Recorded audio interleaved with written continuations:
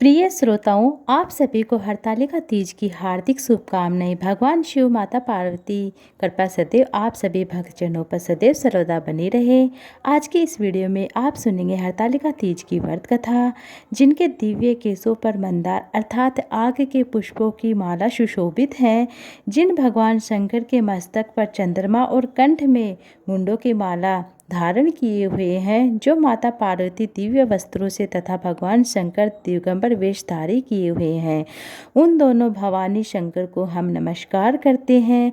एक समय की बात है, कैलाश पर्वत के सुंदर शिखर पर माता पार्वती ने भगवान देवादिदेव महादेव से पूछा, हे महेश्वर, मुझसे आप वह गुप्त से गुप्त वार्तालाप कहिए, बताइए जो सबके लिए धर्मों से भी सरल और महान फल देने वाली हैं। हे नाथ, यदि आप मुझ पर भली भांति प्रसन्न हैं तो आप मुझे मेरे सम्मुख प्रकट किए। हे जगन्नाथ, आप आदि मध्य और अंत रहित, आपकी माया कोई पार नहीं है। आपको मैंने किस भांति प्राप्त किया है, कौन से व्रत तप और फिर दान पुण्य से आप मुझको वर के रूप में मिले हैं। देवी पार्वती के इस प्रश्न को सुनकर महादेव बोलते हैं, हे देवी सुनो, मैं तुम्हारे सम्मुख उस व्रत को कहता हूँ, बतलाता हूँ, जो परम गुप्त, जैसे तारा गणों में चंद्रमा, ग्रहों में सूर्य, वर्णों में ब्राह्मण देवता, में गंगा, पुराणों में महाभारत, वेदों में शाम और इंद्रियों में मन सर्वश्रेष्ठ है, वैसे ही पुराण और वेद सब में इसका वर्णन कहता हूँ, बतलाता हूँ। इसके प्रभाव से तुमको मेरा आधा आसन प्राप्त हुआ है। हे प्रिय, उसी का मैं तुमसे वर्णन करता हूँ, सुनाता हूँ। तुम ध्यान से सुनना। भाद्रपद मास में अर्थात भादो मास के शुक्ल पक्ष की हस्त नक्षत्र युक्त तृतीया तीज के दिन इस व्रत का अनुष्ठान मात्र कर लेने से सभी पाप नष्ट हो जाते हैं, सभी पापों का नाश हो जाता है। तुमने पहले हिमालय पर्वत पर इसी महान व्रत को किया था, जो मैं तुम्हें सुनाता हूँ। पार्वती बोली, हे प्रभु, इस व्रत को मैंने किस लिए किया था, यह मुझे सुनने की इच्छा है, सो कहिए, कृपया करके बताइए। तब शंकर भगवान बोलते हैं, आर्यवर्त में हिमालय नामक एक महान पर्वत है, जहाँ अनेकों प्रकार की भूमि अनेकों प्रकार के वृक्षों से सुशोभित हैं, जो सदैव बर्फ से ढके हुए गंगा की कल कल ध्वनि से शब्दा अमान रहता है। हे देवी पार्वती, तुमने बाल्यकाल में उसी स्थान पर परम तप किया था। 12 वर्ष तक के महीने तक जल में रहकर वैशाख मास में अग्नि में प्रवेश करके तप किया था। श्रावण के महीने में बाहर खुले में निवास करके अन्न त्याग करके तप कर रही थी। तुम्हारे उस कष्ट को देखकर तुम्हारे पिता को बड़ी चिंता हुई थी। वे चिंता होकर सोचने लगे कि मैं इस कन्या की शादी किसके साथ कराऊं। इस अवसर पर देव योग से ब्रह्मा जी के पुत्र नारद जी वहां आते हैं। देवर्षि नारद जी ने तुम शैल्य पुत्री को देखते हुए तुम्हारे पिता हिमालय ने देवर्षि को आराध्य पाद आसन देकर सम्मान सहित बिठाया और कहा कि हे मुनिवर, हे मुनीश्वर, आप यहाँ किस लिए आए हैं, सो कहिए, आने का कष्ट क्यों किया, क्या आज्ञा है। नारद जी बोले कि हे गिरिराज, मैं विष्णु भगवान के द्वारा भेजा हुआ हूँ, यह आया हूँ, तुम मेरी बात सुनो। आप अपनी कन्या को उत्तम वर का दान करें। ब्रह्मा, इंद्र, शिव आदि देवताओं में विष्णु भगवान के समान कोई उत्तम नहीं है, इसलिए मेरे मत से आप अपनी कन्या का दान भगवान विष्णु के साथ कीजिए। तब हिमालय बोले, यदि भगवान वासुदेव स्वयं ही कन्या को ग्रहण करना चाहते हैं तो इस कार्य के लिए आपका आगमन हुआ वह मेरे लिए गौरव की बात है, मैं अवश्य ही उन्हें दूंगा। हिमालय का यह आश्वासन सुनते देवर्षि नारद जी बोलते हैं, आकाश में देवर्षि नारद अंतर्धान हो जाते हैं। शंख गदा पद्म पीताम्बरधारी भगवान विष्णु के पास पहुँचे। नारद जी ने हाथ जोड़कर भगवान विष्णु से कहा, प्रभु, आपका विवाह कार्य सुनिश्चित हो गया है। उधर हिमालय ने पार्वती जी से प्रसन्नतापूर्वक कहा कि हे पुत्री, मैंने तुमको गरुड़ ध्वज भगवान विष्णु को अर्पण कर दिया है। पिता के इन वाक्यों को सुनकर पार्वती जी अपनी सहेली के घर गई।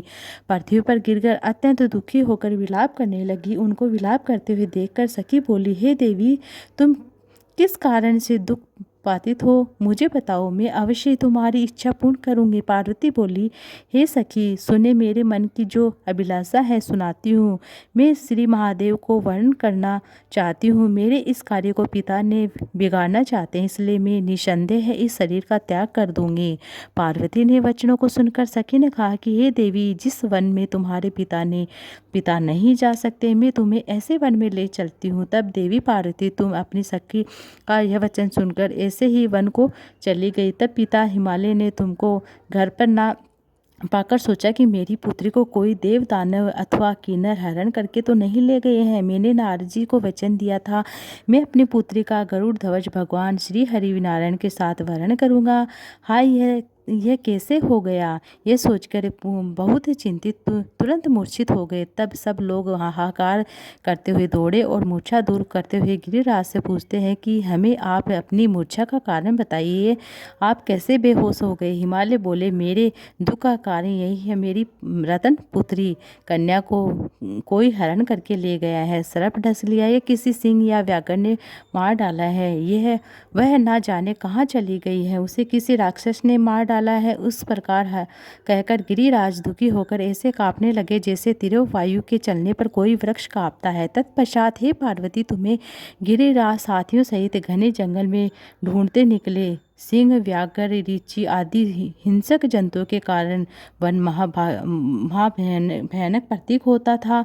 तुम भी सखी के साथ भयानक जंगल में घूमती हुई वन में एक नदी के तट पर एक गुफा में पहुंची। उस गुफा में तुम अपनी सखी के साथ प्रवेश कर जहां तुम अन्न और जल का त्याग करके बालू का पार्थिव शिवलिंग बनाकर मेरी आराधना करी, उसी समय भाद्रपद मास की हस्त नक्षत्र युक्त तृतीया तिथि थी।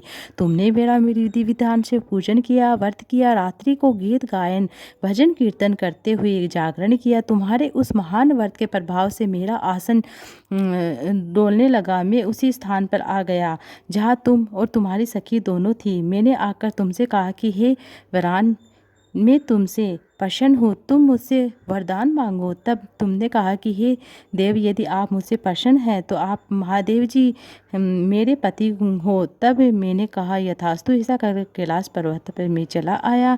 तुमने प्रभात होते ही मेरी उस बालू की प्रतिमा को नदी में विसर्जन कर दिया।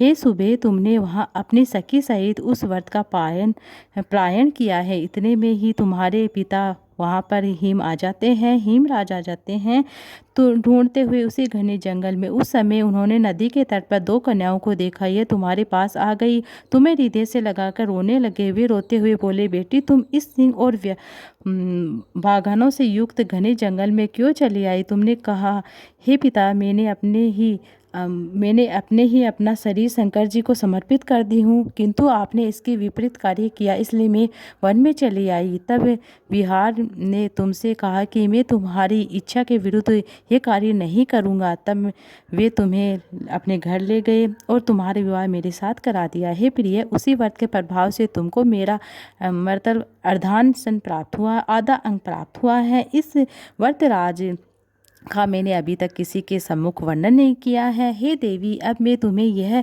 बताता हूँ कि इस व्रत का यह नाम क्यों पड़ा। तुमको सखी हरण कर ले गई थी, इसलिए इस व्रत का नाम हरतालिका नाम पड़ा। पार्वती बोली, हे स्वामी, आपने इस व्रत का राज का नाम तो बता दिया, किंतु मुझे इसकी विधि फल बताइए, इसे करने से क्या फल मिलता है। तब भगवान शंकर बोलते हैं कि कोई भी स्त्री जाति से युक्त निर्मित प्रतिमा स्थापित करके फिर भगवान शिव माता पार्वती का गंध, धूप, पुष्प आदि से विविध पूर्वक पूजन करे, अनेकों नैवेद्य का भोग लगाए, रात्रि को जागरण करे, नारियल, सुपारी, ज्वारी, नींबू, लौंग, अनार, नारियल आदि से, नारंगी आदि ऋतु फलों से मेरी पूजा, फूलों से पूजा करता है, धूप दीप आदि से पूजन करता, आरती करता है। हे कल्याण स्वरूपी शिव, हे मंगल स्वरूपी शिव, हे मंगल रूपी महेश्वरी, हे शिवे, सब कामनाओं को पूर्ण देने वाले देवी कल्याण स्वरूप, तुम्हें नमस्कार है। कल्याण स्वरूप माता पार्वती, हम तुम्हें नमस्कार करते हैं। भगवान शंकर जी को सदैव नमस्कार करते हुए ब्रह्म रूपिणी, जगत का पालन करने वाली माँ, आपको नमस्कार है। हे सिंहवाहिनी, मैं सांसारिक भय से व्याकुल हूँ, आप मेरी रक्षा करो। हे महेश्वरी, मैंने इसी अभिलाषा से आपका पूजन किया है। माता पार्वती, आप मेरे ऊपर प्रसन्न होकर मुझे सुख सौभाग्य प्रदान दान कीजिए। इस प्रकार के शब्दों द्वारा उमा सहित शंकर जी का पूजन करें।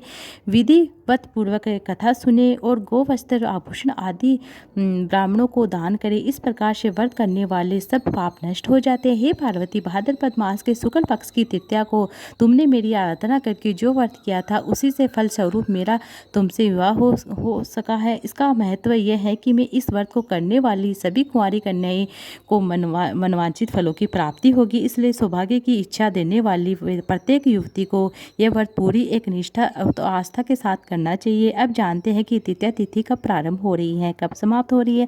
व्रत हमें कब धारण करना। देखिए, भाद्रपद मास के शुक्ल पक्ष की तृतीया तिथि 5 सितंबर को दोपहर 12:02 पर यह प्रारंभ हो रही है और समाप्त होगी 6 सितंबर को दोपहर 3:02 पर। ऐसे में व्रत आपको सूर्यकालीन तिथि में ही हरतालिका तीज का व्रत करना है, जो 6 सितंबर 2023 को हरतालिका तीज का व्रत रखना चाहिए और शुक्रवार का दिन है। पूजा का शुभ मुहूर्त क्या होगा देख लीजिए। हरतालिका तीज का व्रत में 2 बार पूजा की जाती है। सुबह के समय पूजा की जाती है। अब आप व्रत का संकल्प लेते हैं, घर की नित्य पूजा करते हैं, फिर आप शाम को समय प्रदोष काल के समय विशेष पूजा आराधना करें। भगवान शिव माता पार्वती की पूजा करें। सुबह की पूजा का शुभ मुहूर्त सुबह 6 बजे से 8 बजे तक रहेगा। उसके बाद आप शाम की पूजा प्रदोष काल के समय अवश्य करें। आज के दिन हो सके तो आप पार्थिव बालू मिट्टी का शिवलिंग बनाकर, गोरा माता बनाकर गणेश जी भगवान का पूजन करें। शाम के समय आप प्रदोष काल के समय 5:30 से लेकर 9 बजे के बीच में आप हरतालिका पूज की जो प्रदोष काल की प्रथम पैर की पूजा होती है उसे आप जरूर करें। अच्छा, दोपहर में तृतीया तिथि समाप्त हो जाएगी, तो 6 सितंबर दोपहर में 3:02 तृतीया तिथि समाप्त हो जाएगी। फिर हम प्रदोष काल में किस समय पूजा करें, क्योंकि प्रदोष काल में चतुर्थी तिथि लग जाएगी। देखिए, जो तिथि होती है सुबह प्राप्त होती है सूर्यकालीन, उसी तिथि का मान हमें रखना चाहिए। अगले दिन सूर्योदय ठीक है। तृतीय तिथि की मान आपको 6 सितंबर को पूरे दिन रात्रि भर आपको पूजन ध्यान करना है, पूजा पाठ का मंत्रों का जाप करना। 5:30 बजे शाम को आज के दिन आप 9 बजे तक आप प्रदोषकालीन पूजा कर सकते हैं। फिर वैसे ही रात्रि में आप जागरण करें, हरतालिका तीज का व्रत करें। जितने भी आप जागरण पूजा करेंगे उसका फल अवश्य मिलता ही है। इस तरह से आज की कथा ये थी। उम्मीद है कि आपको अच्छी लगी होगी। अच्छी लगी तो वीडियो को ज़्यादा से लाइक कीजिएगा। कमेंट बॉक्स में हर हर महादेव, श्री शिवाय नमस्तु, माता पार्वती की जय जरूर से लिखिए।